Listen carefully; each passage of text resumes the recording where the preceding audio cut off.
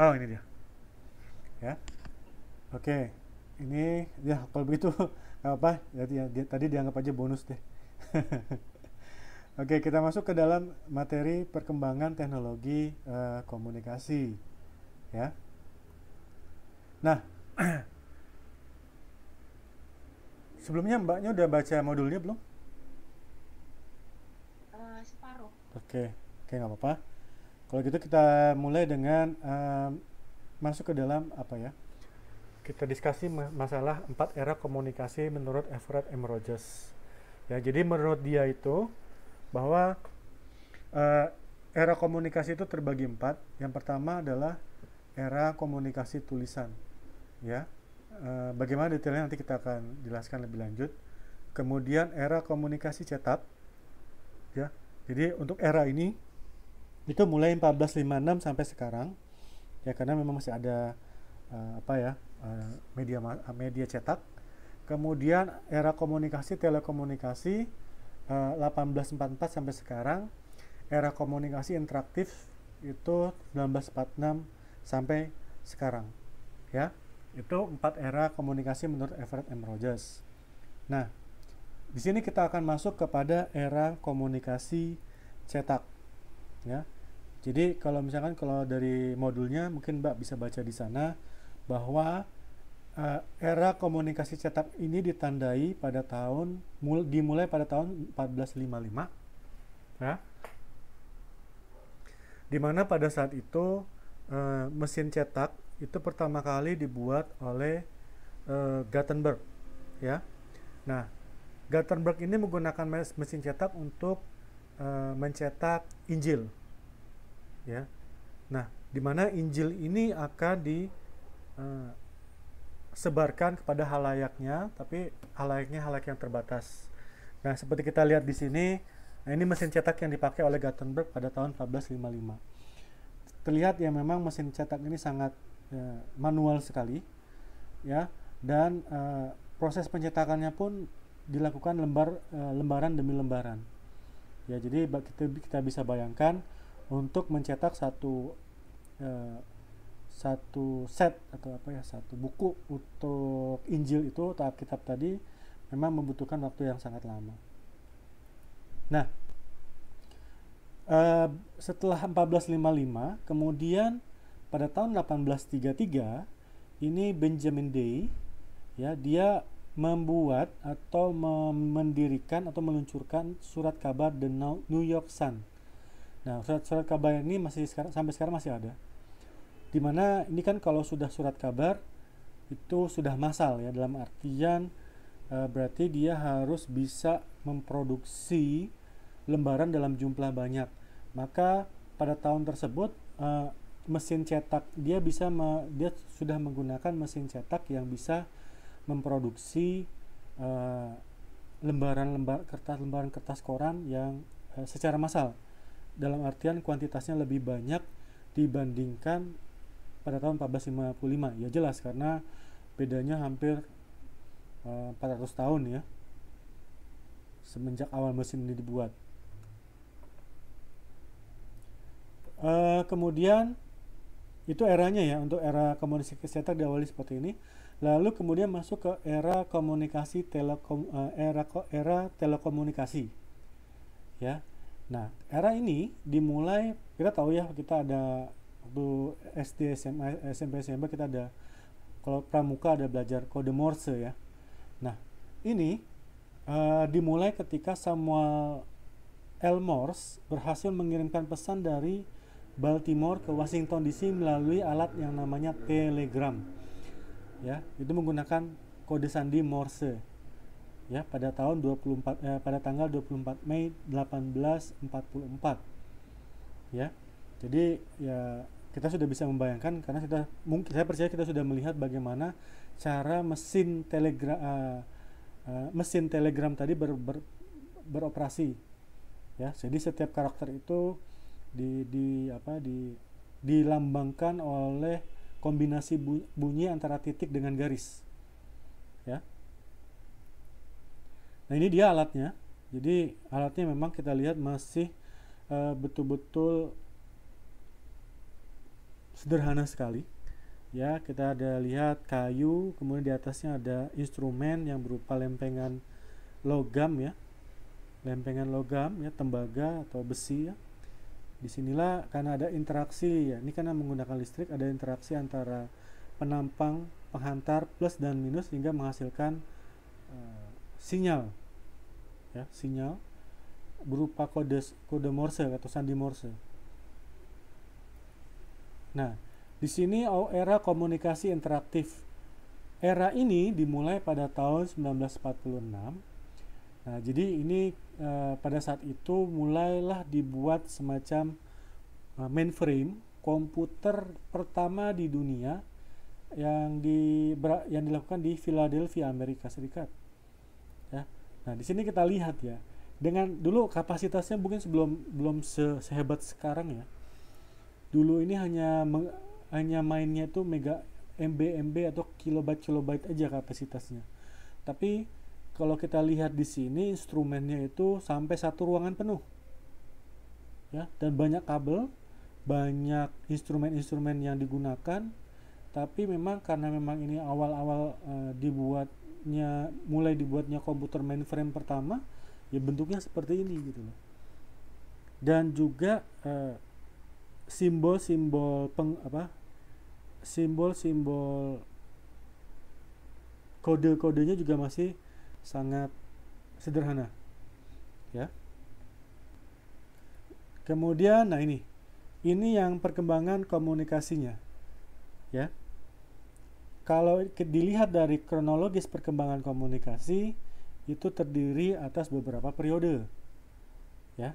Periode pertama itu periode tulisan, yaitu lebih spesifiknya 4.000 tahun sebelum Masehi sampai sekarang. Ya, berarti 4.000 sebelum Masehi, sekarang 2.000. Berarti sudah periode tulisan ini sudah 6.000 tahun. Ya, 6.000 tahun sampai sekarang. Nah, ini pada periode ini itu orang Sumeria ya mulai menulis melalui media tanah liat. Ini bentuknya. Ya. Itu tulisan ya, Mas? Iya, ini tulisan. Nah, ini dia. Ini tulisan di orang Sumeria, jadi lebih kepada lambang-lambang dan simbol-simbol. Jadi memang bentuknya tidak sesimpel sekarang. Tapi di sini lebih kepada medianya ini menggunakan media tanah liat. Kalau dulu orang tua saya dia sempat tulis ya, waktu SD ya, SD SMP masih menggunakan medianya itu bukan semacam papan tapi dibuat dari batu gitu, batu gamping kalau nggak salah ya. Nah, itu mungkin baru 50 atau 60 tahun yang lalu ya. Tulisan hilang nggak sih? Ya, kalau dihilang dikikis saja dikikis saja batunya. Nanti kalau misalkan mau nulis lagi ya ditulis lagi kayak nulis di batu gitu. Ya, itu cerita orang tua saya dulu seperti itu ya. Tapi kalau kita lihat perkembangannya sampai ke sini ke sekarang tahun 50-an mungkin atau 40-an ke sekarang hanya dalam jangka waktu 50 sampai 60 tahun perkembangannya sudah begitu signifikan ya. Sudah nggak ada lagi yang, bahkan kadang-kadang jarang kita menulis, kita lebih sering sekarang kita mengetik, betul ya. Ke depan ngetrennya ke depan bukan lagi mengetik, sekarang ada Google Voice. Jadi apa yang kita, seperti saya ngomong begini, nanti menggunakan Google Voice dia tiba-tiba sudah ngetik gitu. Jadi kita cuma ngomong aja tiba-tiba ketikannya jalan ya. Ada kemarin saya baca tapi saya belum pernah nyoba karena saya juga nggak begitu nyaman ya. Saya lebih enak ngetik untuk saat ini, mungkin agak kuno juga, tapi ke depan ngetrennya seperti itu ya. Nah, kemudian berlanjut ke masa tahun 1041 di Cina. Ada seorang, ini scholar, kalau orang Cina ini scholar namanya Piseng. Dia menemukan alat cetak berupa buku sederhana ya, berupa buku. Jadi sudah mulai ke arah buku, tapi mungkin belum kertas ya. Meskipun di Cina itu kertas digunakan pertama kali di Cina. Ya mungkin pada saat itu masih berupa lembaran kulit atau bagaimana. Namun pada tahun 1241 Korea juga pada saat itu masih menggunakan tanah liat sebagai media menulis. Ya. Nah, ini kita bisa bayangkan periode pertama seperti apa. Kemudian masuk ke periode kedua, ya. Periode cetakan juga 1456 sampai sekarang. Ya, tadi sudah dijelaskan uh, kitab suci ya dari Gutenberg 1456 1833, media massa yang dengan New York Sun atau namanya Penny Press pada saat itu. Tahun 1839 ya, itu Daguerre mengembangkan cara praktik fotografi surat kabar ya, tadi seperti alatnya yang sudah ditunjukkan tadi. Nah ini ada Daguerre-nya, dan ini adalah surat kabar yang pertama ya, ini The Penny Press. Ini hasilnya seperti ini. Kalau kita lihat dari hasilnya memang sudah mulai lumayan rapi ya, dan juga dari tulisannya juga sudah mulai beragam ya. Mungkin karena memang keterbatasan tampilan displaynya, jadi dibuatnya tulisannya itu semacam banyak jenisnya gitu. Kalau kita lihat koran-koran sekarang mungkin juga begitu juga, tapi ditambah dengan permainan warna dan gambar foto ya, dan juga mungkin material kertasnya juga lebih maju yang sekarang ya, karena kita lihat di sini warna kertasnya juga kuning ya, lebih kuning. Kemudian tahun periode ketiga, ini periode telekomunikasi 1844 sampai sekarang. Nah di sini kita lihat ya tadi ya alat ini lebih sebelum telegraf, pada masa 1880, Hertz ya, ini gelombang dulu ya, gelombang Heinrich Hertz, dia menggunakan gelombang elektronik. Nah ini dia seperti ini ilustrasinya, seperti pada saat itu alatnya ya. Kemudian setelah dari sini berkembang, karena menggunakan gelombang elektromagnetik tadi, digunakan dasar ini pada mesin telegraf tadi ini ya. Nah kemudian masuk ke periode 3, di sini tahun 1876 Alexander Graham Bell dia pertama kali mengirimkan pesan melalui telepon. Kita lihat di sini teleponnya sangat jadul sekali ya. Tapi ini merupakan langkah terobosan pada saat itu, di mana manusia pertama kali bisa mengirimkan suara dari satu titik ke titik yang lain ya. Nah kemudian pada mendekati awal tahun 1900-an, yaitu pada 1894, di sini ada bioskop. Bioskop ya. Bioskop pertama kali diperkenalkan ke publik, Nickelodeon. Ini jadi 1894 ya. Nah masih di periode ketiga, tahun 1912 Lee De Forest menemukan vakum tube. Ini cikal bakal televisi. Nah ini dia ya. Jadi ini bentuknya dia itu triode, dia ada diode, ada triode ya. Pada Diode sama diode apa? ya ini apanya nih, coba Mbak lihat gambarnya kan ya. Oke. Ini saya kasih apa deh. Nah ini kita lihat di sini kecil ya, nggak kelihatan. Nah di sini penampang ininya ini berbeda. Kita lihat di sini. Nah, gimana besarkannya ya?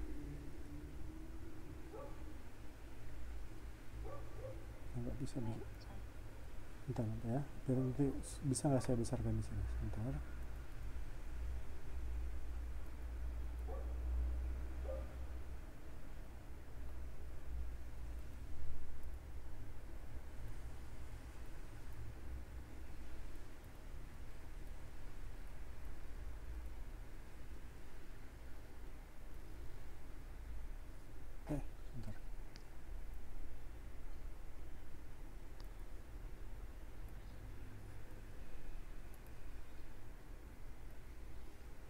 Oh, nggak kelihatan. Jadi dia dibandingkan dengan diode, dia ada satu lagi tambahannya, semacam penampang besinya, sehingga kalau untuk diodo itu hanya terdiri atas tiga bagian, dari mulai kacanya, penampangnya, kemudian juga di sini ada gabelnya. Tapi kalau di sini yang untuk triode itu terdiri atas 4 bagian. Jadi ada penambahan satu bagian. Nah, oke, di sini nanti akan saya jelaskan lebih lanjut. Bentar ya. Nah, karena nggak kelihatan juga di sini buram ya. Kita skip aja dulu di sana. Kemudian tahun 1920 ya, baru pada saat itu siaran radio, karena memang pada sebelumnya itu sudah bisa mengantarkan suara melalui telepon ya. Maka tahun 1920 itu siaran radio itu pertama kali dilakukan secara berkala di Pittsburgh. Ya, jadi kita lihat di sini alatnya masih seperti telepon, di mana speakernya itu didekatkan ke telinga, ya, masih seperti itu. Nah, kemudian tahun 1933 ya, tadi cikal bakal yang diode triode tadi, maka muncul pertama kali penggunaan televisi oleh RCA ya. Nah, ini uji cobanya pada tahun 42, baru penggunaan televisi itu pertama kali digunakan secara komersial ya. Jadi itu dalam jangka waktu sekitar 9 tahun. Dikembangkan pertama kali pada saat demonstrasi tahun 33, tahun 42 baru pertama kali televisi itu digunakan untuk secara komersial. Ya, kalau kita lihat di sini kayaknya nontonnya juga nggak enak banget, kayaknya gambarnya juga kecil banget.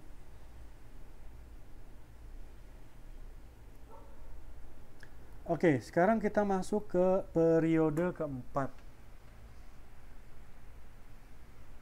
Nah, tahun 1946, seperti kita lihat di sini ya, kerangka dasar komputer dengan 18.000 vacuum tube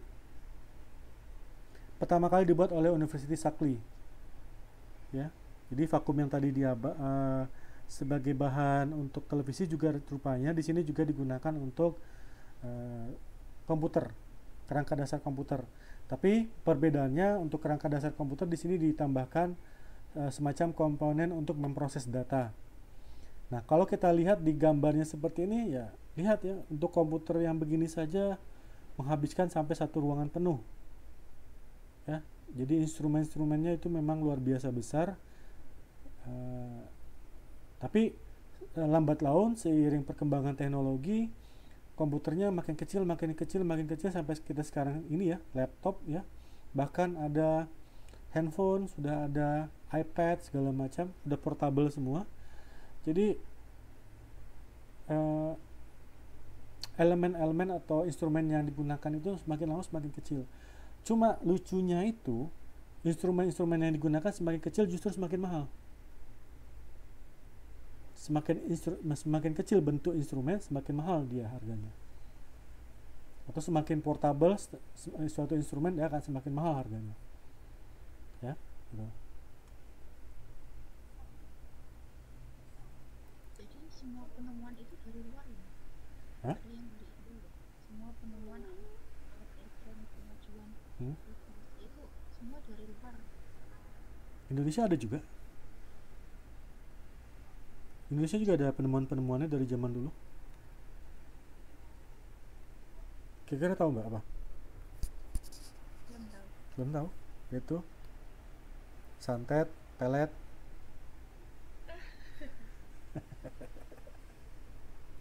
Lebih modern ya. Iya kan? Mentransfer suatu energi dari satu daerah ke daerah yang lain. Betul nggak? Tapi perang lautan katanya nggak bisa. Iya, karena lewat garam ya. Ya itu dia. Ya kan? Pelet ya, dari tidak suka tiba-tiba menjadi suka. Nah, gimana coba? Jadi secara umum fisikanya orang Indonesia itu lebih canggih. Makanya disebut metafisik. Ya. Merubah dari sesuatu, kalau santet itu kan merubah dari benda padat ke benda halus, ya kan? Itu emang bener ya Bang? Ya, walau alam sih, saya nggak tahu juga. Tapi begini loh, katanya ada apa ya? Semakin kita percaya, semakin gampang kena gitu loh. Ngerti ya? Karena kalau misalkan gini aja, kita mau santet, katakanlah siapa? Presiden Amerika, Trump. Bisa nggak disantet? Kayaknya susah sih Bang. Iya. Soalnya Ya pertama itu, yang kedua dia nggak tahu menau, nggak percaya kan?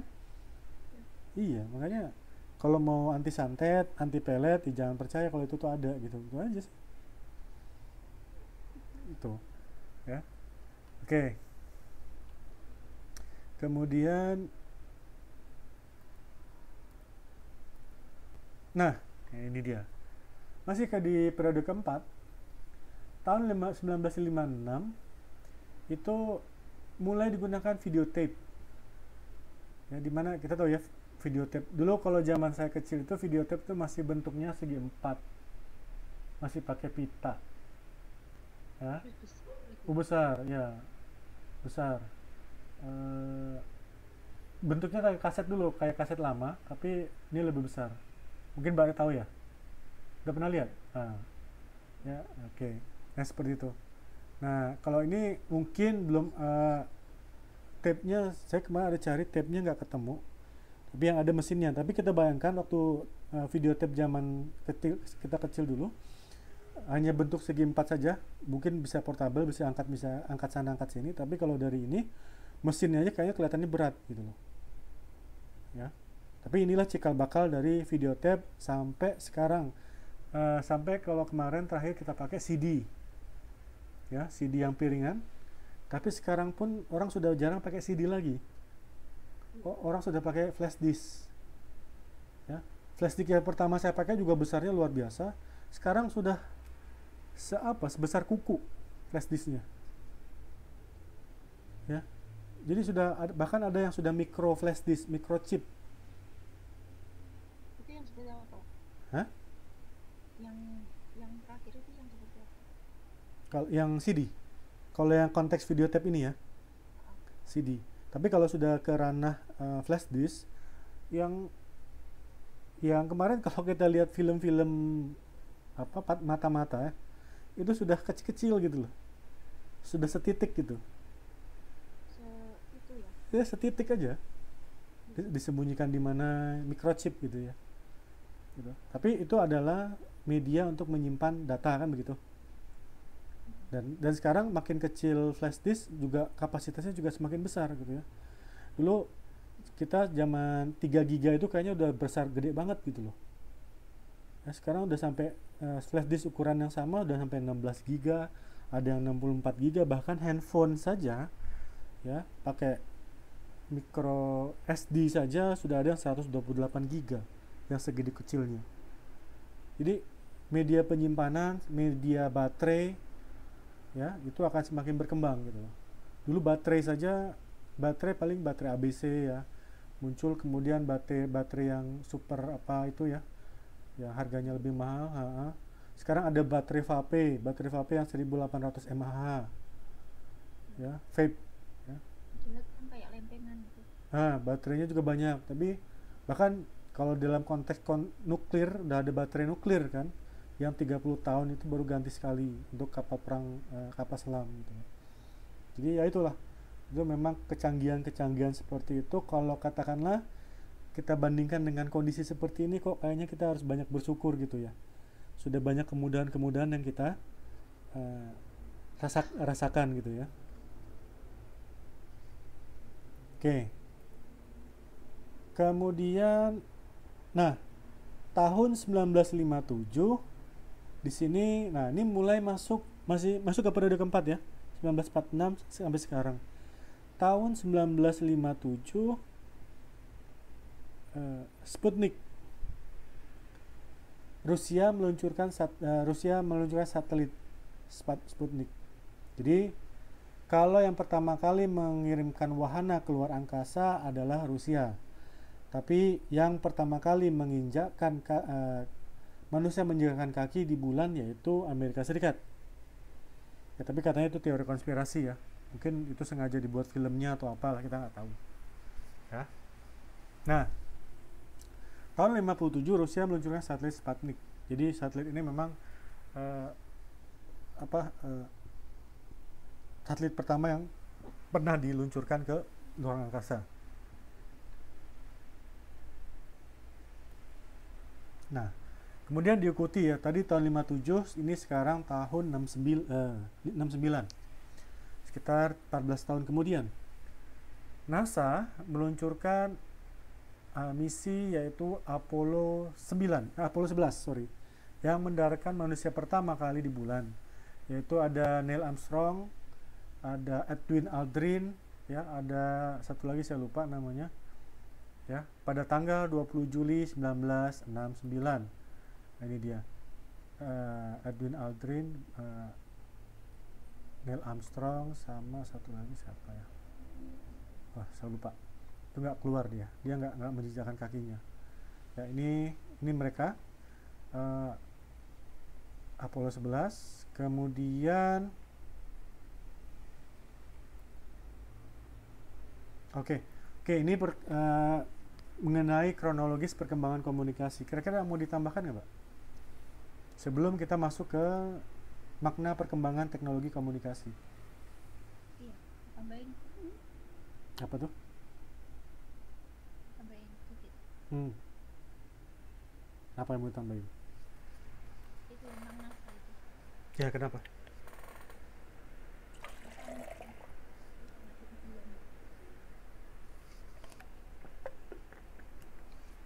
Ya, maksudnya kenapa?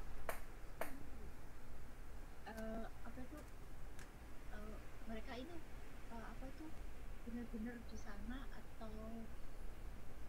gimana gitu ya? Di sana emang ada kehidupan atau kayak di bumi gitu adanya di sana.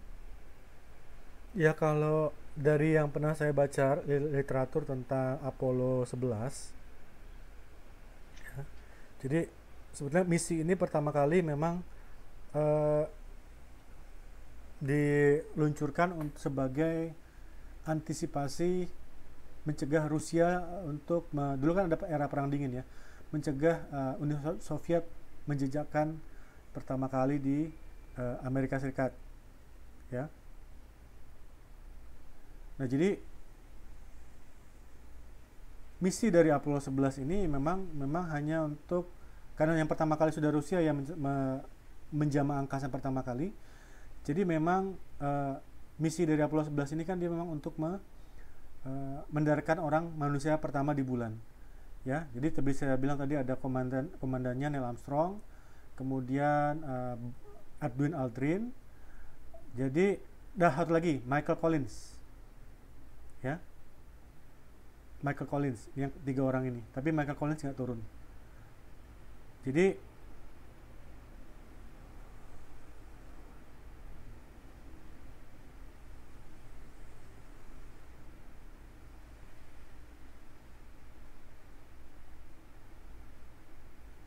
pada Apollo 11 ini uh,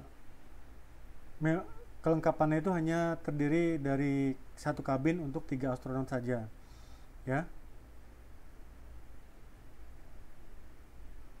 Jadi mereka di sana itu berapa lama?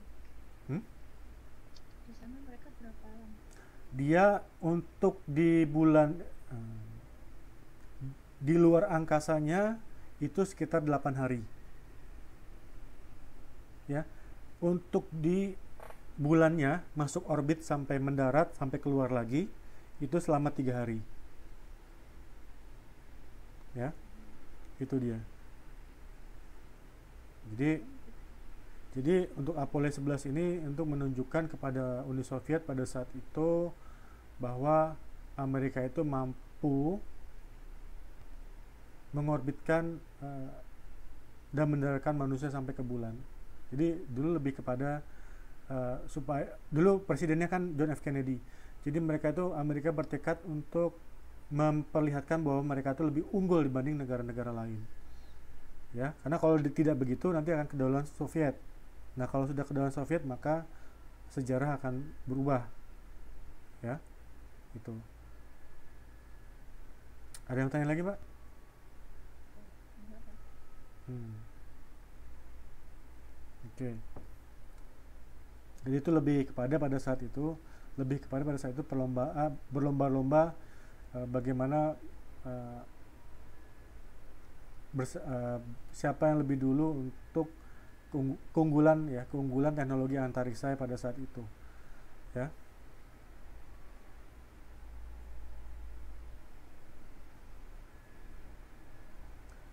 Oke. Oke, kalau nggak ada kita masuk ke makna perkembangan teknologi komunikasi. Nah, di sini saya tampilkan satu tabel, ya, di mana kita lihat komunikasi dan perubahan historis atau historik kehidupan manusia menurut Tehranian. Nah, di sini ada beberapa kategori, yaitu struktur sosial secara umumnya seperti apa. Lalu teknologi atau komunikasi atau medianya seperti apa. Kemudian paradigma culturalnya itu seperti apa. Elit komunikasinya siapa. Institusinya juga siapa. Nah, kalau kita lihat mulai dari struktur sosialnya secara umum itu ada masyarakat band. Masyarakat band itu adalah masyarakat yang berkumpul tapi dia masih berkelompok.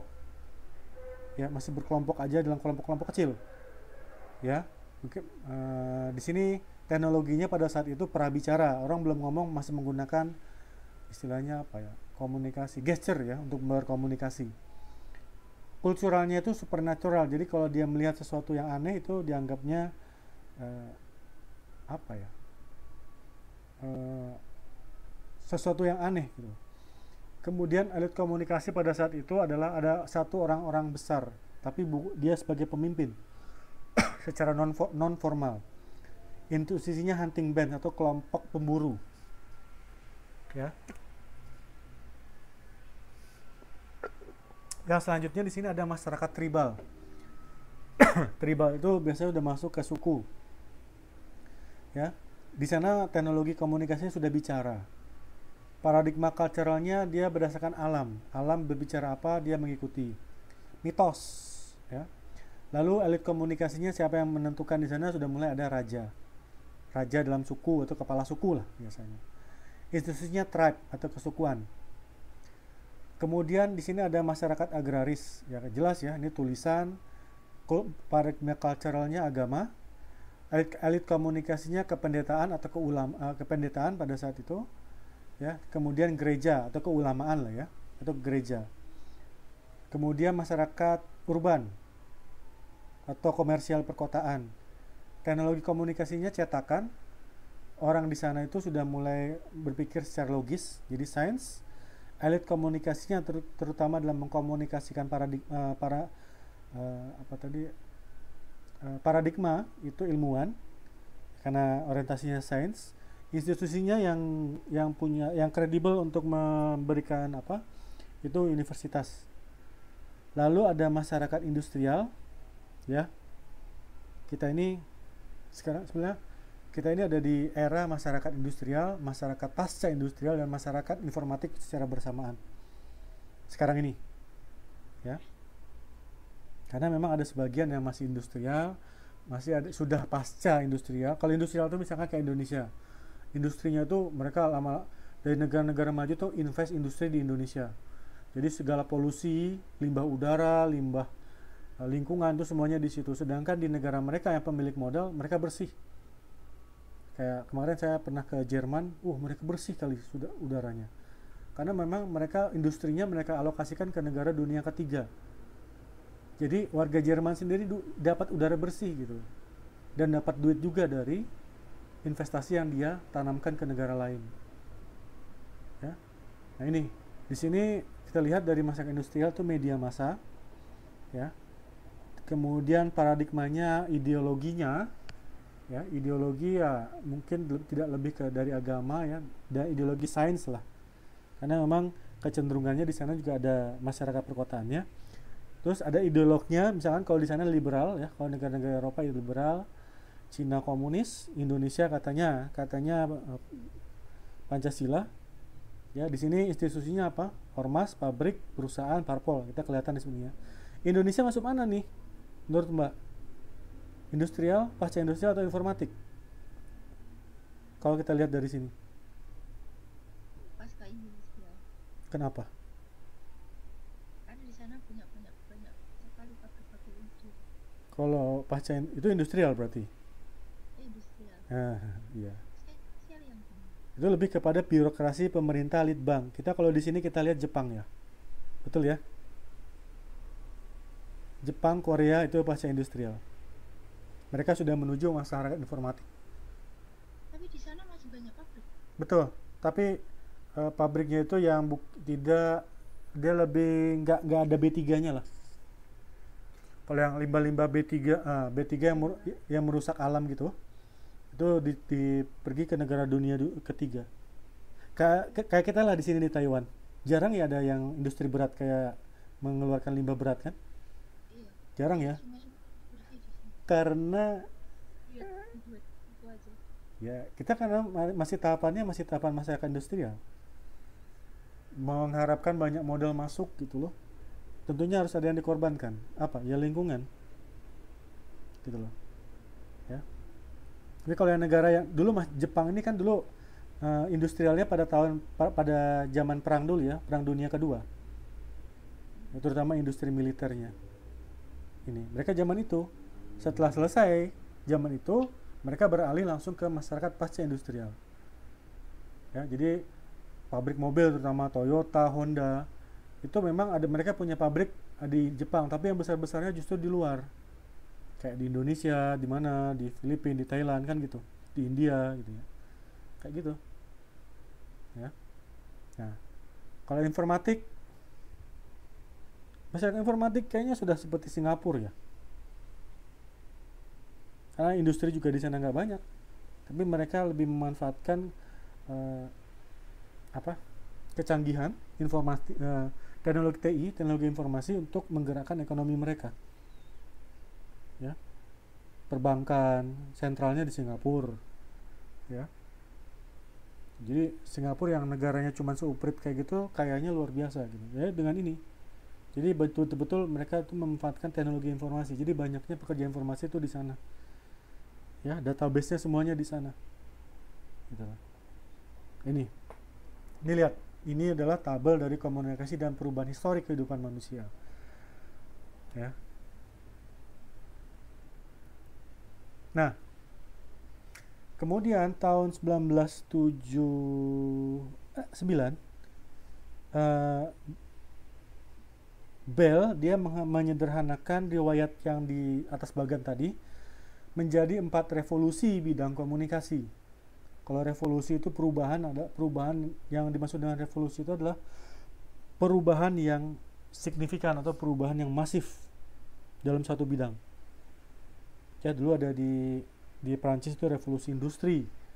Orang yang dari cetak itu berubah menjadi gaya hidup industri. Itu Prancis itu 1979.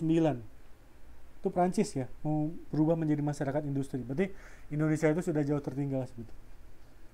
Ya, bayangkan aja tahun 1969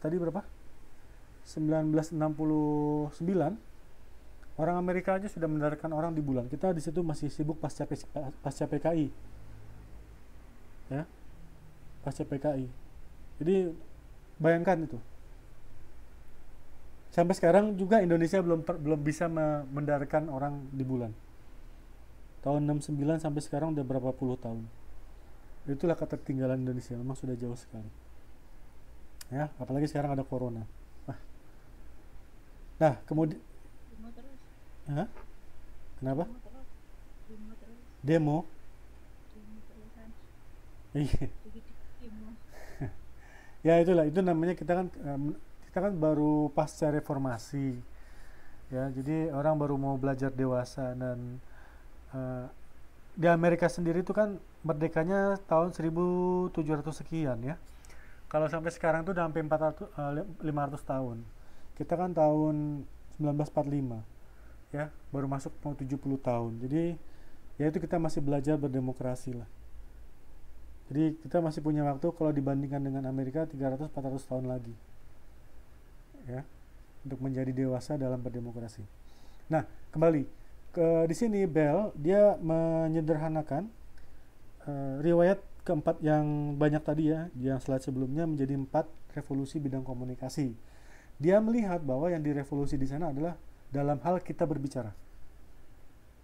Dalam ditemukannya pada situ tulisan. Ya, tulisannya sudah berkembang sedemikian rupa. Kemudian dalam hal di era penemuan percetakan, di mana informasi ini bisa secara massal diinformasikan kepada halayak. Kemudian dalam hal hubungan jarak jauh, orang bisa berkomunikasi dengan jarak yang jauh. Itu menurut Bell, ya.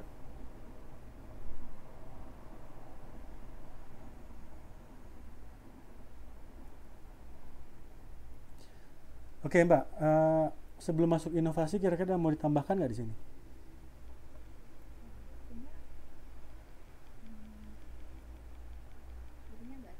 Oke, lanjut deh. Kita masuk ke dalam inovasi teknologi komunikasi. Jadi seperti tadi saya ilustrasikan di awal, kalau kita bandingkan dulu dengan awal, nggak usah jauh-jauh lah. 10-20 tahun ke belakang aja kita sudah melihat bagaimana teknologi berubah secara masif. Ya, saya dulu masih ingat waktu pertama kali saya menggunakan HP Nokia itu tahun 2000, 1999 sampai 2000. Nokia pertama kali keluar itu bentuknya besar kali, kayak sabun apa itu, sabun Wings yang besar untuk nyuci baju kalau nggak salah dulu, panjang. Ya. Jadi kalau kita nimpo anjing pakai handphone itu mati anjingnya. Ya, saking besarnya. Tapi dalam sinyal sampai ketahanan baterai sampai sebulan nggak habis-habis. Ya karena memang fiturnya di dalam handphone itu nggak banyak gitu. Jadi baterainya itu bisa hemat. Berbeda dengan kita sekarang, baterainya untuk handphone ya semakin canggih, tapi cuma tahan sehari 2 hari karena memang itu banyak aplikasi yang dipakai sehingga menguras kapasitas handphone yang digunakan, kapasitas baterai yang digunakan, ya. Dan aplikasinya pun semakin berat-berat. Ya. Dan percaya atau tidak, zaman sekarang ini orang lebih sering bersama handphone dibanding istri atau pacar atau suami, betul nggak? Nah, saya mau tanya sama Mbak, dikasih tantangan seminggu tanpa handphone bagaimana kira-kira? Sepi hidup saya. Ya, itulah luar biasa. Kita nggak pernah menyangka bahwa handphone itu bisa sedekat ini dengan kita ya. Nah itu dia. Karena apapun di sini ya, bahkan transaksi bank, ya surat menyurat dengan alat sekecil ini aja gitu loh. Ya. Ya aku kan belanja aja lewat situ. Iya. Dulu saya pernah dinas gitu, waktu tahun itu 1992 2000. Dinas 2 minggu 3 minggu. Jadi kalau kangen sama keluarga itu luar biasa kangennya ya. Tapi sekarang kita jauh dari keluarga karena memang sudah ada fasilitas video conference segala macam, jadi menurut saya itu rasa kangennya itu nggak seberat zaman dulu gitu loh. Betul Mbak? Betul. Iya. Karena kita bisa lihat langsung orangnya bagaimana gitu kan. Kirim surat. Apakah kita sehat gitu kan. Kalau sehat kan, kalau zaman dulu kalau pakai handphone yang nggak ada video conference-nya kan kita nggak tahu dia tuh sehat bener atau sehat untuk menyenangkan kita doang gitu. Tapi kalau sekarang kan bisa kelihatan kalau sehat, oh iya benar-benar sehat. Itu memang itulah kemudahan yang kita terima pada saat ini. Nah, Apa mas? Kalau dinas apa nggak bisa keluarga itu diajak? keluarga kan punya kerjaan sendiri, punya kegiatan sendiri, sekolah atau segala macam. Iya. Apa nggak ada? Loh, dan zaman dulu pun tiket pesawat kan mahal. Sekarang juga mahal. Ya, tapi kalau dilihat-lihat sih kayaknya dulu kan sebelum sekarang kan murah. Iya. Ya, saya dari Jakarta Pekanbaru itu kemarin, Jakarta Pekanbaru itu 500 sampai 700 ribu. Pernah 400 ribu. Tapi semenjak sebelum corona ini kan jadi naik 2 kali lipat kan, 14, 17. Ya itu, ya. Jadi ya itulah, kita harus banyak bersyukur sebetulnya. Oke, kemudian, nah ini kita seperti tadi ya, di sini kita lihat ada satelit. Jadi inovasi satelit ini memang sangat benar-benar mempengaruhi eh, pola hidup masyarakat, gaya hidup masyarakat atau gaya hidup manusia. Ya, jadi di sini ke Indonesia mungkin beda agak jauh, atau dulu dari Jerman ke Indonesia mungkin beda belahan dunia, tapi kita masih bisa berkomunikasi, bisa saling melihat ya, video conference, yaitu dari satelit ini ya, atau bahkan sekarang saya bisa nonton melalui internet ya, televisi swasta televisi Indonesia itu karena jasa satelit ya. Mungkin juga ada menggunakan fasilitas kabel bawah laut ya, cuman biasanya kayak gini yang mobile atau segala macam menggunakan satelit. Nah, kemudian juga ada microwave planner. Ini seperti satelit penerima ya. Jadi dari satelit itu data ditransfer kemudian diterima oleh alat seperti ini. Sehingga dengan adanya alat-alat ini, jadi gadget yang kita gunakan ini bisa bisa murah karena dia memancarkan sinyal itu secara massal gitu loh. Jadi bukan satu sinyal tapi beratus juta sinyal yang dikirimkan, sehingga kita dengan sinyal yang sama itu kita bisa saling menggunakan dengan kepentingan atau keperluan yang berbeda satu dengan yang lain ya. Jadi jauh lebih murah ya. Dulu ingat ya waktu zaman BlackBerry ya, kita beli dulu zaman BlackBerry itu tahun 2003 kalau nggak salah ya, kita harus langganan itu 1 bulan 2003, bayangkan 1 bulan 300.000 kita langganan ya, itu setara 3 juta sekarang lah, kan mahal sekali untuk berlangganan BBM-nya aja. Iya kan? Nah, itu. Karena memang dulu kan masih fasilitas yang tersedia masih terbatas. Ya. Kalau sekarang Messenger ya asal ada internet gratisan aja semuanya. Ya. Dan kita pun ya sekarang teknologi telepon pun jarang kita pakai ya. Betul nggak? Nah, kita sekarang telepon kan pakai internet. Iya, makanya. Jadi perlahan-lahan jaringan telepon akan hilang tuh. Karena yang sekarang sudah hilang pun SMS, betul ya? SMS itu masih dipakai kalau misalkan kayak kemarin gitu. Chunghwa telepon. Ngirim SMS bahwa masa berlangganan mau habis gitu. Gitu aja dah. Itu aja isinya cuman saya. Tidak ada yang lain. Kalau untuk SMS ya. Kalau email saya udah pakai handphone kadang-kadang. Gitu ya. Kemudian, nah ini ada juga saluran kapasitas tegangan tinggi, kapasitas tinggi yang seperti saya ceritakan sebelumnya tadi, ini bisa digunakan untuk beratus juta sambungan misalkan, dimana ini bisa digunakan juga untuk penyebarannya ke berbagai daerah ya. Ada kawat fiber ya, mungkin pernah dengar juga. Jadi satu kawat itu bisa memfasilitasi ratusan ribu sambungan telepon, atau sambungan internet gitu. Nah ini dia, ini pipanya ya. Ini di dalam pipa ini dulu ada cuman pakai kabel doang, tapi sekarang ini pipa yang seperti inilah sebagai pengantar arus komunikasi ya. Jadi pipa ini sebagai pengantar arusnya juga bisa dilewati dengan kabel. Di bawah laut ya? Bisa bawah laut, bisa bawah tanah. Kalau di bawah laut kan dalam banget. Ya itu kan tinggal di bawah laut, itu kan bukan berarti dia, maksudnya kabel itu tinggal diulur aja ke bawah laut sampai ke dasar laut. Dari satu negara ke negara. Iya. Itu aja. Kabelnya tuh kan berat besar. Makanya banyak sering kita dengar kabelnya tuh kena jangkar kapal. Tuh di Indonesia sering kejadian tuh. Jaringan putus, rupanya setelah ditanyakan kabel bawah lautnya kena jangkar kapal, rusak. itu kok belum narasnya. Ya itu mungkin perbandingannya juga kan lautnya luas ya. Mungkin perbandingannya juga jarang. Tapi sekali-sekali terjadi. Ya, tinggal diulur aja ke bawah laut gitu kabelnya. Nah ini kemudian juga alat transmisi dan alat penerima ya seperti HP ya.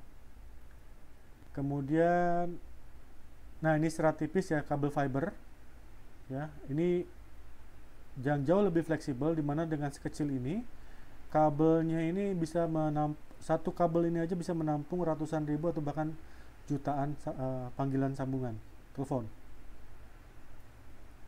Nah ini dia sirkuit komputer ya. Ya kita sering dengar Pentium 1, Pentium 2. Sekarang saya ini punya pakai Intel Core i7 misalkan. Ini ya. Ini Di dalam komputer ini. iya itu kan otaknya. Dia otaknya. Makin kesini makin canggih. Dia kemampuan memproses data. Kalau untuk menyimpan kan memori, hard disk segala macam. Nah, ini kemampuan untuk memproses data. Semakin kesini makin canggih. Dan harganya juga semakin mahal. Ya. Nah ini ya, kemudian komputer, eranya komputer. Ya. Kalau ini sepertinya nggak perlu dijelaskan lagi. Kemudian, nah kalau berbicara tentang komputer, kita tahu ya, komputer itu memang sudah sangat menyentuh hajat hidup orang banyak. Apalagi mungkin Mbak pernah dengar industri 4.0. Pernah ya? Nah itu dia. Orang diganti dengan mesin untuk membangun smart factory atau pabrik pintar. Ini dia. Di sini ada robot dan otomasi industri. Ya, ini tangan-tangan robot ini. Ya. Ini saya juga peralihannya saya ngalami ini. Ya, ngalami ini. Kemudian juga perkantoran ya, sekarang apalagi corona ya. Ini nampak kali nih. Sekarang kita belajar dari rumah, proses kerjaan dari rumah, gitu kan? Ini semua integrasi menggunakan arsip elektronik segala macam. Yang kayak sekarang kita ini Skype, ya ini dia. Ya, semuanya dilakukan jarak jauh. Dan jaringan interkoneksi komputer itu sendiri. Jadi saya sendiri di sini saya bisa remote komputer saya yang di lab di kampus. Saya kan sekarang lagi di dormitory. Bisa saya buka di sana. Ya, data yang ada di sana bisa saya pakai di sini. Seperti itu. Ya. Jadi sudah nggak susah kalau kita ngerti gitu loh. Dan tahu cara makainya seperti apa. Dan di sini ada sistem keuangan elektronik. Ya, sekarang ya tadi seperti saya bilang, kita mau transfer uang ke Indonesia bisa pakai ATM. Ya, bisa pakai cashless ya, nggak pakai duit. Ya, atau kita naik U-Bike atau naik bis, nggak ada lagi pakai duit. Naik MRT, naik kereta nggak ada lagi pakai duit. Dalam duit bentuk nyata gitu ya, semuanya dalam bentuk elektronik. Nah, dengan komputer pribadi ya, saya sendiri sebagai mahasiswa ini sangat tergantung dengan laptop saya ini dan komputer PC saya yang di lab. Ya, di sini di masing-masing laptop atau PC saya kadang-kadang juga dipakai untuk hiburan, ya, untuk video call juga, itu segala macam, cari informasi dan segala macam. Ya.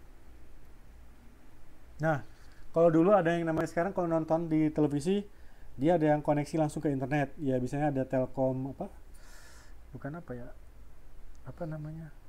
Ya, pokoknya televisi ke rumah itu sekarang sudah pakai internet juga di sana. Jadi satu paket. Di dalamnya itu ada menu-menu. Kita mau nonton film apa kita bisa pilih. Ya, bisa nonton Netflix atau segala macam. Ya. Ini jadi sistem informasi ini sudah masuk ke rumah-rumah. Jadi penghantar datanya itu menggunakan kabel listrik.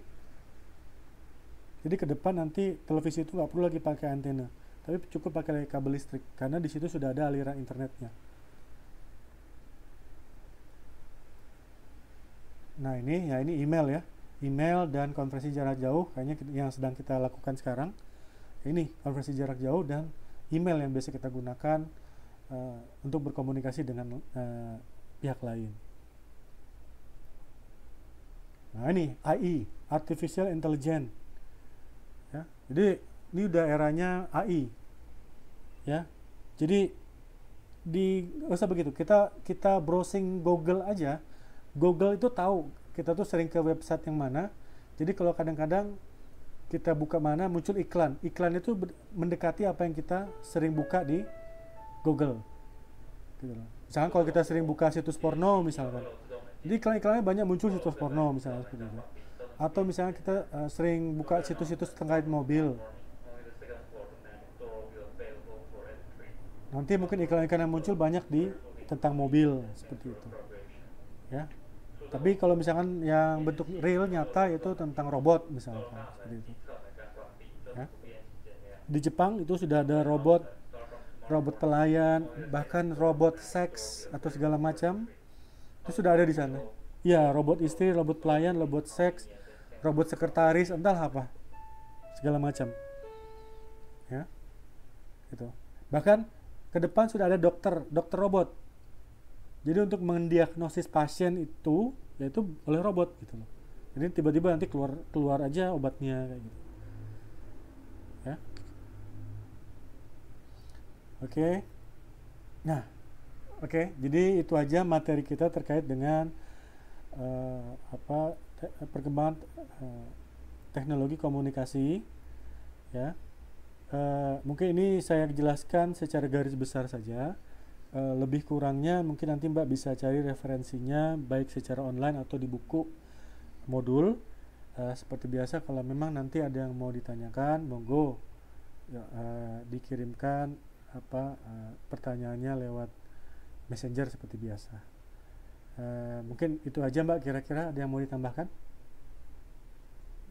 Sepertinya enggak Kak. Nanti kalau ada pertanyaan aku. Oke, siap. Tapi mohon dimaklumi kalau jawabnya agak lambat ya. Kadang-kadang seharian tuh full. Iya, saya maklum karena repot juga. Iya, ya wes. Kalau gitu berarti disinilah kelas kita yang terakhir untuk konsultasi kedua. Jadi lebih kurang ya saya mohon maaf karena kesempurnaan hanya milik Allah. Jadi saya juga sekaligus mengucapkan selamat Hari Raya Idul Fitri ya besok, wanilati wal faizin. Mudah-mudahan nanti kita ketemu di lain kesempatan. Itu aja Mbak ya. Ya, amin. Ya wes, kalau gitu saya tutup ya sampai di sini. Assalamualaikum warahmatullahi wabarakatuh.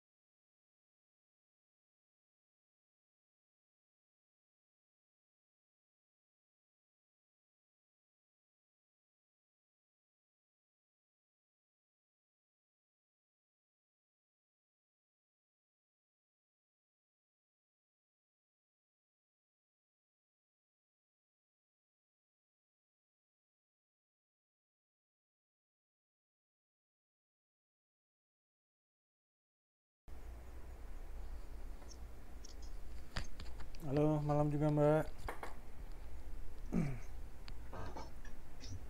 Maaf saya telat ya Pak. Wes nggak apa-apa. Baru pulang kerja kan? Iya, Iya wes lah kalau jadi gitu. sebisa. Ya udah sambil istirahat, baiknya Mbaknya dengerin saya apa ya, coba memaparkan materi ya. Oke, Oke, bisa kita mulai ya? ya. Baik, terima kasih. Jadi malam ini kita akan masuk ke pertemuan ketiga mata kuliah konsultasi 2. Jadi malam ini kita akan membahas mengenai teknik hubungan masyarakat ya. Nah, sebelum kita masuk ke materi mengenai teknik hubungan masyarakat, saya akan coba mengingatkan kembali, menggali kembali terkait dengan definisi humas ya.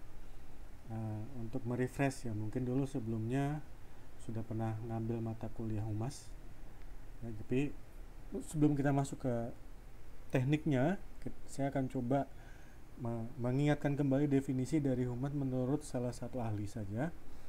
Di sini Catlip, Center, dan Broom, dia bilang bahwa humas adalah suatu fungsi dari manajemen untuk membangun dan menjaga hubungan yang saling menguntungkan antara organisasi dan berbagai publik atau halayak yang menentukan keberhasilan atau kegagalan organisasi tersebut. Nah, kalau dari definisi ini kita dapat melihat bahwa humas ini posisinya di tengah-tengah antara organisasi yang diwakilinya dengan halayak atau stakeholder. Ya, dimana di sini menurut Catlip, Center, dan Broom bahwa humas ini menentukan keberhasilan atau kegagalan organisasi tersebut. Ya, jadi kita lihat di sini bahwa memang posisinya sangat strategis bila mana humas itu sendiri atau bagian humas dapat dikelola secara optimal untuk ya tidak hanya kemajuan dari organisasi, tapi kemajuan juga dari halayaknya. Ya. Nah, di sini juga hal ini juga diperkuat oleh Grunig dan Han yang dia bilang bahwa humas itu adalah suatu aktivitas atau kegiatan pengelolaan komunikasi antar organisasi dengan publiknya. Ya, jadi kalau secara singkat kita simpulkan bahwa dia adalah sebagai middleman atau calo atau makelar atau penengah antara organisasi dengan publiknya tadi ya. Nah, kalau kita lihat lebih lanjut, kata kuncinya dari definisi humas di sini menurut Wilcock dan Cameron, dia bilang bahwa kegiatan humas itu disengaja ya, dimana kegiatan yang disengaja ini untuk mempengaruhi, meningkatkan pemahaman, menyediakan informasi, dan memperoleh umpan balik. Dari siapa? Dari pihak yang terkait atau pihak yang berkepentingan, yaitu organisasi dan halayak tadi. Ya, jadi memang kegiatan ini memang betul-betul disengaja. Kalau disengaja berarti ada kepentingan yang memang harus terpenuhi. Ya. Selanjutnya terencana. Ya. Kalau berbicara terkait dengan terencana, maka humas itu merupakan suatu bentuk organisasi, ya, di mana dalam melakukan aktivitasnya mereka melakukan secara sistematis, di mana karena ini dilakukan secara sistematis maka perlu analisa yang cermat dengan bantuan riset, ya, dengan bantuan riset. Jadi kalau kita berbicara riset atau penelitian berarti ada kaidah-kaidah ilmiah atau kaidah-kaidah akademis yang dilakukan dalam melakukan analisa kegiatan dari humas tersebut, ya, karena memang dari awal setiap kegiatan humas itu memang harus ada yang direncanakan, ya. Nah, kemudian juga kegiatan eksekusinya, di mana di sini disebut dengan kinerja, ya. Nah, jadi humas tentunya punya, tadi kan seperti definisi di awal bahwa humas ini bagaimana menciptakan hubungan yang dinamis antara organisasi dengan publiknya sehingga bisa terbentuk satu kesepahaman yang saling menguntungkan di antara kedua belah pihak tadi, ya. Nah, jadi di sini dalam konteks kinerja dijabarkan lebih lanjut bahwa humas yang efektif harus berdasarkan pada kebijakan dan penampilan yang sesungguhnya atas dasar keresponsifan organisasi terhadap kepentingan publik, dalam kurung dasar terbangunnya hubungan yang positif seperti yang dibilang di definisi di awal, ya.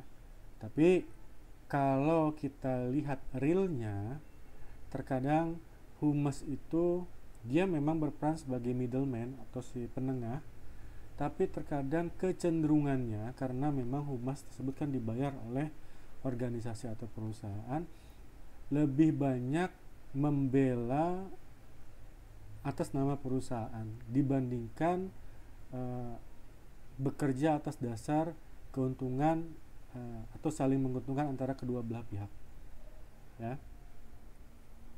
Gitu. Kemudian kepentingan publik, lagi-lagi selain kepentingan organisasi, ternyata memang yang memang harus diperhatikan adalah kepentingan publik sebagai stakeholdernya, ya. Jadi di sini disebutkan menurut Wilcox dan Cameron ini bahwa si humas tadi harus bisa menyeimbangkan antara kepentingan humas organisasi yang diwakilinya dengan publiknya. Jadi dia harus bisa mengupayakan win-win solution atas suatu permasalahan yang memang sedang ditanganinya atau sedang dikomunikasikan oleh pihak humas tersebut, ya. Nah, selanjutnya karena ini sistemnya tadi seperti yang pada saat di item pertama itu yang sengaja tadi disebutkan bahwa humas itu menyediakan informasi dan memperoleh umpan balik. Kalau umpan balik tentunya di sini ada sistem komunikasi dua arah yang diterapkan. Makanya pendekatan dialog itu memang harus dikedepankan dalam kegiatan humas, ya. Jadi melalui dialog itu pertukaran informasi dilakukan, ya, intens antara organisasi dengan publiknya. Tapi terkadang saya juga melihat dulu pada di organisasi tempat saya bekerja, humasnya itu hanya berkomunikasi bila mana ada kepentingan perusahaan yang memang perlu dikomunikasikan kepada masyarakat atau khalayak. Tapi bila mana tidak ada kepentingan di sana, humasnya ya vakum saja, gitu loh. Karena memang mungkin ya, ini saya melihat mungkin tidak ada perlu yang dikomunikasikan, ya sudah, mereka pun tidak ada yang melakukan kegiatan-kegiatan humas, gitu. Namun sebaik-baiknya kegiatan humas adalah bagaimana secara proaktif melakukan dialog terkait dengan kebutuhan dan aspirasi dari publik di mana organisasi tersebut berada. Karena contohnya kan begini, kalau misalkan dari suatu organisasi atau perusahaan lah ya, kita langsung bilang aja perusahaan, ada tuh ketentuan pemerintah terutama di Indonesia bahwa setiap perusahaan yang beroperasi itu harus punya alokasi dana untuk kegiatan CSR, ya, Corporate Social Responsibility, perusahaan terhadap masyarakat sekitarnya, sehingga perusahaan tersebut memiliki nilai yang positif di masyarakat tersebut, ya. Nah, jadi terkait dengan kegiatan CSR ini kan kegiatannya berkesinambungan, ya. Contohnya misalkan kalau misalkan CSR-nya dibuat satu program budidaya perkembangbiakan sapi misalkan. Nah, itu kan tidak serta-merta misalkan perusahaan hanya membeli bibit kemudian menyalurkannya kepada masyarakat setelah itu sudah. Kan harusnya ada langkah yang berkelanjutan, di mana mungkin setelah bibitnya diberikan, kemudian juga perusahaan bekerja sama dengan mungkin lembaga-lembaga terkait peternakan untuk memantau perkembangan dari budidaya sapi tersebut misalkan. Jadi sistemnya berkesinambungan, terus memantau sehingga program yang dicanangkan dan diterapkan itu betul-betul memiliki dampak yang positif di masyarakat. Bukan sekedar hanya beli bibit sapi sudah itu kasih masyarakat ya sudah. Itu CSR kita. Ya, tapi saya melihat memang ada juga perusahaan yang seperti itu. Ya. Oke. Nah, yang terakhir itu adalah fungsi manajemen. Seperti tadi definisi di awal bahwa memang humas itu merupakan salah satu fungsi dari manajemen, di mana setiap pengambilan keputusan terutama dalam organisasi tersebut hendaknya melibatkan humas, apalagi bila mana keputusan atau kebijakan yang diambil tersebut memiliki dampak terhadap halayak dari organisasi atau perusahaan tersebut. Ya. Jadi betul-betul humas. Tapi saya juga melihat terkadang, terutama ya kalau memang kalau dalam konteks internal ya, operasional internal organisasi, dalam artian kalau perusahaan mungkin oke lah, humas tidak diterbitkan, tidak dilibatkan, tapi misalkan terkait dengan limbah, bagaimanapun humas ini harus benar-benar dilibatkan, karena pasti ini akan terkait dengan pihak-pihak eksternal seperti mungkin dari pemerintahan maupun dari masyarakat sekitar yang terdampak limbah ke depan kalau seandainya limbah dari kegiatan operasional perusahaan tersebut bocor misalkan. Jadi memang hal ini harus melibatkan humas, karena humas ini harus tahu kronologisnya seperti apa. Tapi pada prakteknya terkadang humas itu dilibatkan pada setelah terjadi gitu. Dalam artian pada saat proses pengolahan limbah, humas tidak diterangkan ya, tidak dilibatkan, sehingga pada saat tiba-tiba limbah itu bocor baru humas dilibatkan dalam kaitannya supaya humas bisa menerangkan kepada masyarakat gitu loh. Jadi terkadang kita bisa melihat hasil penjelasan dari humas tersebut jauh panggang dari api, nggak nyambung gitu loh ya.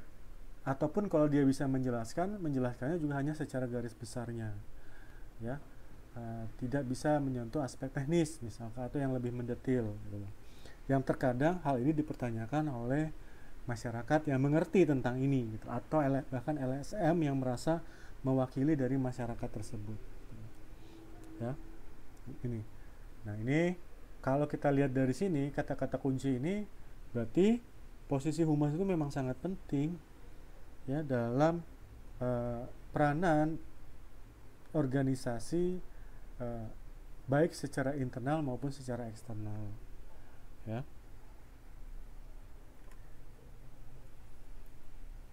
Nah, di sini kemudian kita coba lihat model praktek humas. Ini menurut Groening dan Hahn tahun 84. Ada 4 ya, ada 4 modelnya.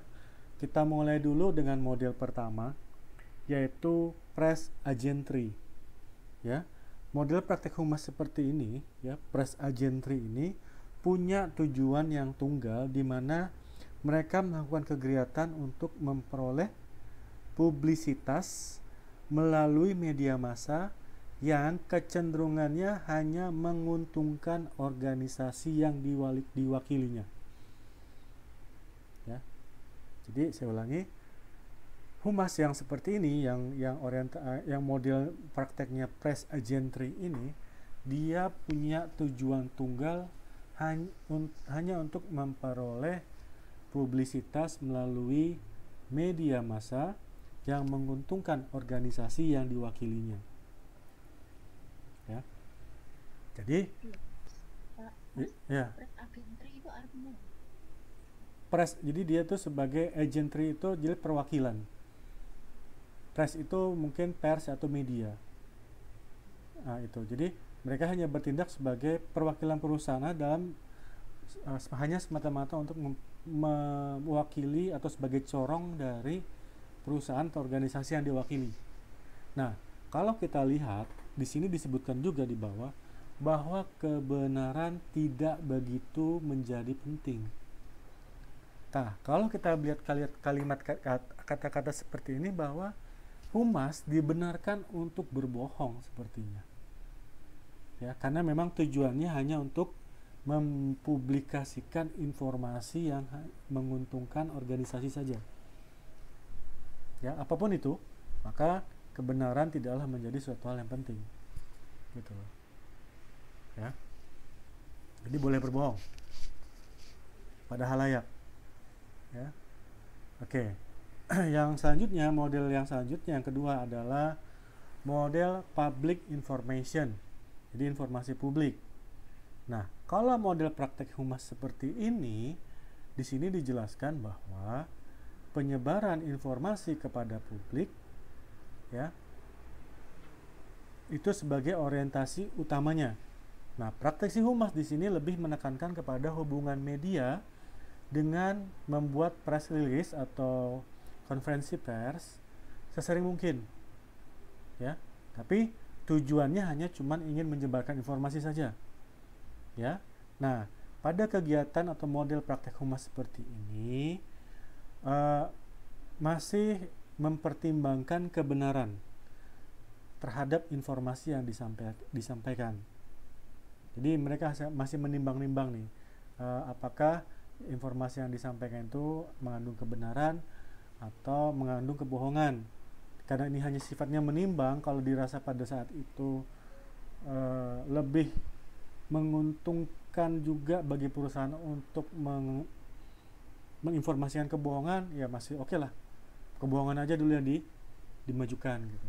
Tapi ada pertimbangan untuk menyampaikan satu kebenaran. Kalau di press agentry tidak ada, dia mungkin intinya selama dia menguntungkan, ya itu aja, kita berbohong aja di sana. Tapi kalau misalkan dia benar dan tetap menguntungkan organisasi, ya udah, itu yang disampaikan. Sebentar.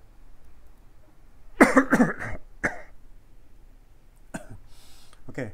Nah, yang ketiga adalah two-way asymmetric. Jadi dia hubungan yang tidak dua arah yang tidak simetrik. Yang ketiga ini yang simetriknya. Tapi kita bahas dulu yang asimetriknya. Hubungan dua arah yang tidak simetris. Two-way asymmetric. Di sini seorang praktisi kehumasan, dia kan tadi kan di definisinya kan bahwa kegiatan humas pasti menggunakan riset. Nah, di sini praktisi humas menggunakan hasil riset dalam mengembangkan pesan-pesan yang sekiranya lebih mudah bagi halayak untuk dicerna, sehingga halayak itu dia berpikir, bersikap, dan bertindak sesuai harapan dari organisasi.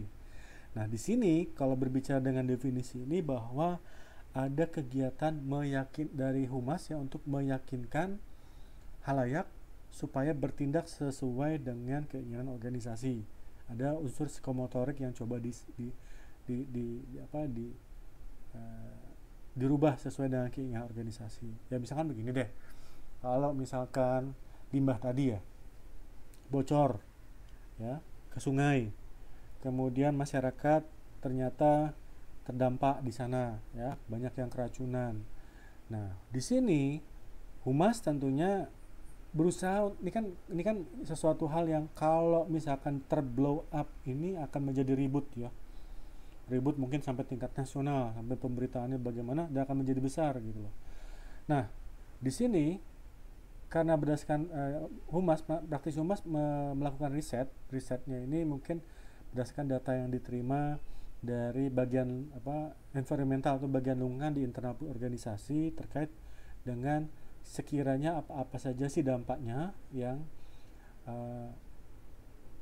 terjadi akibat kebocoran limbah ini, dan apa aja zat-zat yang mengkontaminasi air sungai misalkan, atau hal-hal yang lain yang uh, bisa digunakan ya.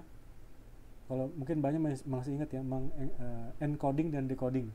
Bagaimana kita mengemas pesan dan bagaimana si halayak membuka kemasan dari pesan tersebut. Nah, di sini si praktisi ini akan mencoba mengemas pesan tersebut ya sedemikian rupa sehingga pesan nanti setelah disampaikan memaksa publik berpikir, bersikap dan bertindak sesuai dengan harapan organisasi. Bahwa sebenarnya ini kita ternyata jadi harapan begini misalnya, ternyata limbahnya nggak terlalu berbahaya gitu loh. Padahal berbahaya gitu. Tapi karena dengan membungkus pesan yang disampaikannya itu dengan seapik mungkin, sehingga publik menjadi berpikir, wah ini nggak berbahaya. Kita sesuai dengan keinginan dari organisasi bahwa ini kalau misalnya publik sudah berpikir itu ya udah berarti aman-aman saja kan gitu. Nah, itu ya, ini two way asymmetric. Sedangkan yang keempat adalah two way symmetric. Ya. Nah, di sini Humas ini tadi melalui riset juga menggunakan komunikasi untuk mengelola konflik serta meningkatkan pemahaman dengan publik strategis. Ya.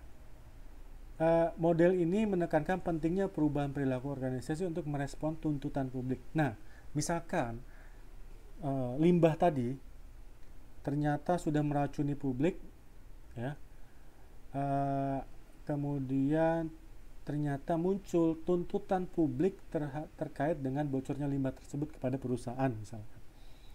Nah, di sini Humas berusaha untuk bagaimana tuntutan yang disampaikan dari publik tersebut, kan ini two way simetris ya, ini kan simetrik, hubungan yang simetris, bisa menjadi tuntutan yang menguntungkan baik bagi publik itu sendiri maupun bagi organisasi. Misalkan tadi mungkin ada tuntutan ya, masyarakat menuntut 100 miliar uang ganti rugi kepada perusahaan misalkan. Nah, bagaimana si Humas tadi bisa kira-kira ya dia juga punya kepentingan dari organisasi supaya nggak perlulah membayar 100 miliar ya, tapi dengan tidak membayar 100 miliar perusahaan juga merasa oke lah, perusahaan nggak usah perlu membayar karena sudah ada kompensasi dalam bentuk lain ya, misalnya seperti itu. Nah, disinilah Humas peranannya penting sekali ya.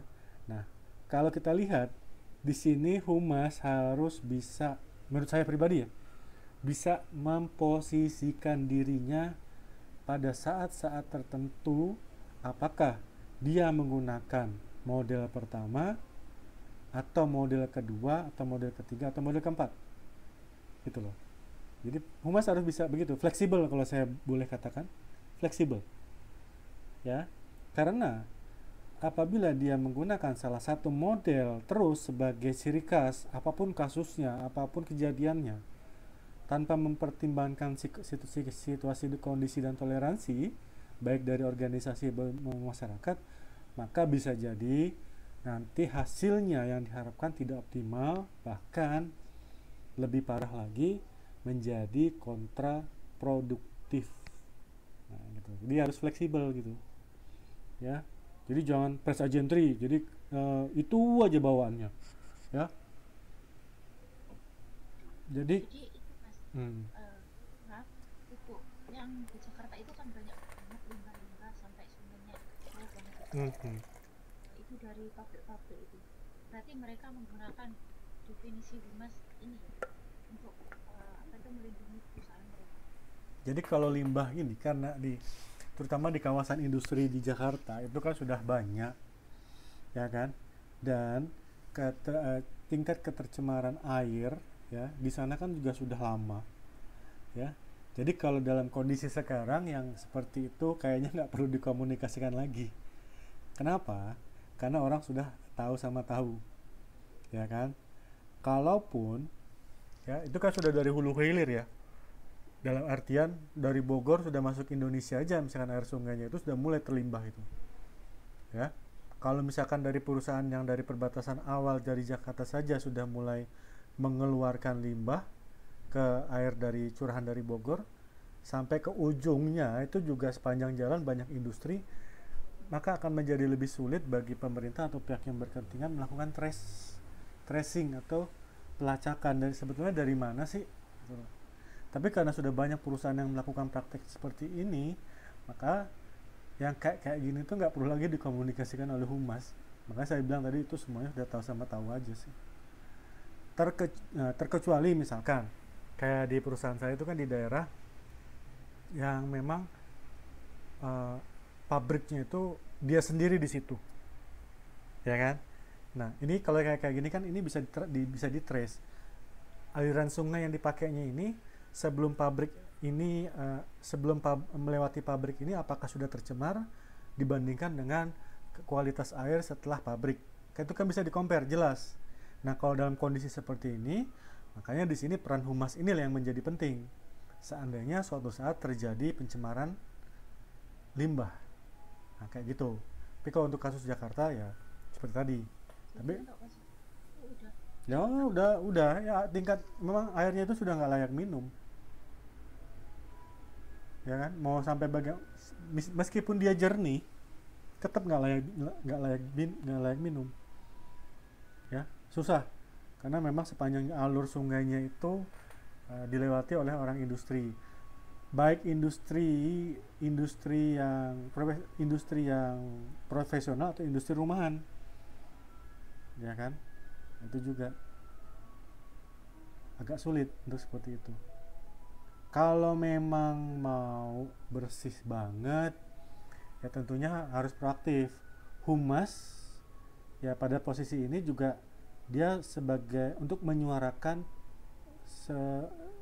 kesadaran lingkungan, ya baik ke internal maupun ke eksternal, mulai dari hulu ke hilir dari sungai tersebut, hingga kalau muncul kesadaran secara menyeluruh, maka otomatis tinggal air tersebut akan mengalir terus jernih dari hulu ke hilir.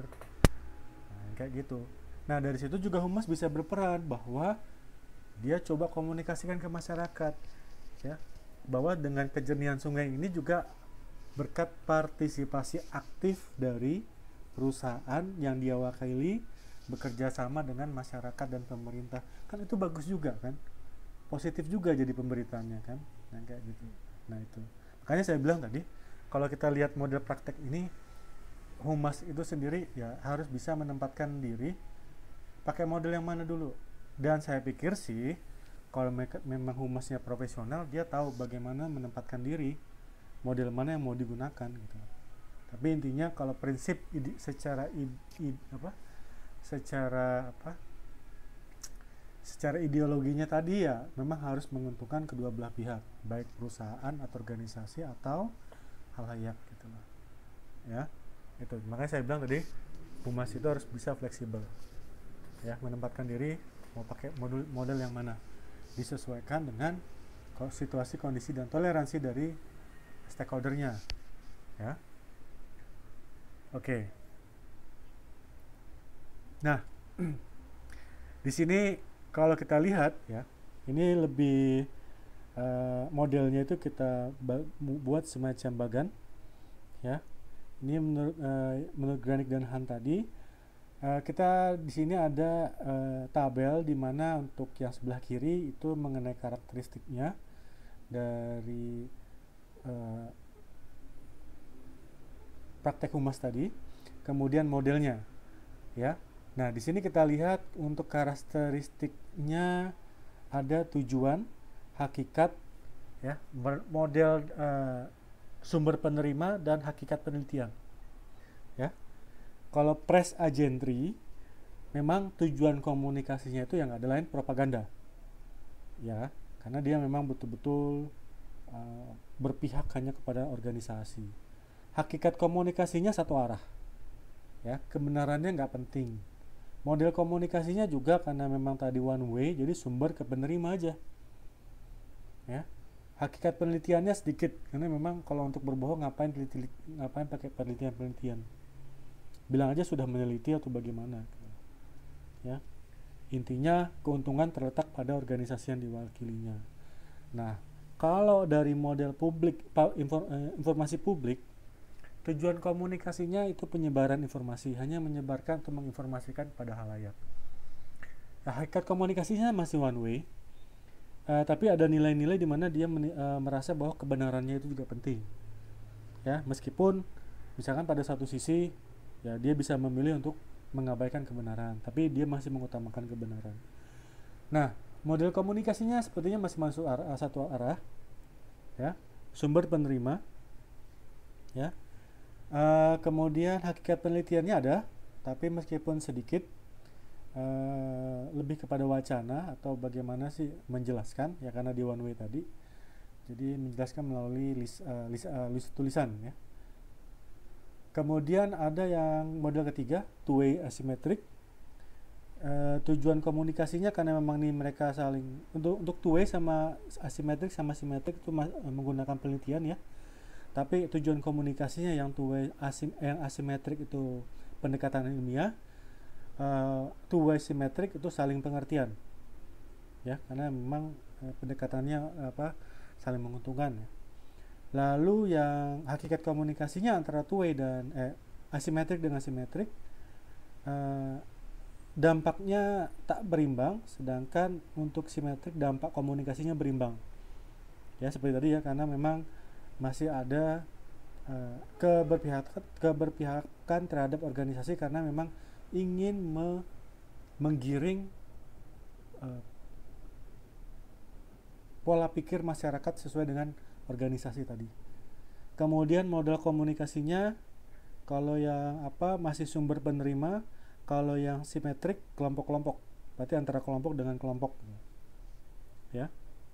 Lalu yang hakikat penelitiannya yang asimetrik formatif evaluatif, meneliti tentang bagaimana sikap dari organisasi dan halayak, ya. Sedangkan untuk yang simetrik itu formatif juga, evaluatif juga, tapi tentang pemahaman, baik itu pemahaman dari organisasi maupun pemahaman dari halayak. Jadi kalau di sini saya melihat yang lebih fair, win-win solution, yaitu yang two way symmetric, ya, two way symmetric. Kalau misalkan tadi secara umum, ya, misalkan humas lebih mengedepankan two way symmetric tadi, ya juga ini lebih baik gitu loh. Tapi seperti saya bilang tadi, terkadang two way symmetric yang begitu positif pun kalau memang situasi kondisi dan toleransinya tidak sesuai, ya akan menjadi kontraproduktif, ya. Oke, jadi itu sedikit kita mengingat kembali terkait dengan definisi humas. Ada yang mau ditambahkan nggak, Mbak, kira-kira sebelum kita masuk ke teknik komunikasi dalam humas?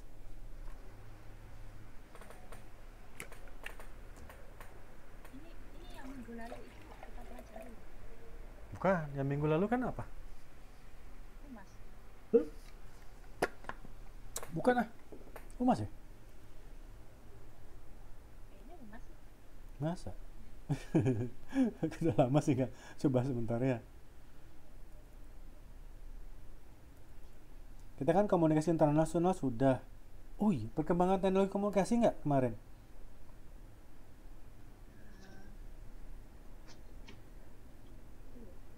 Sebentar. Surat suretan ya.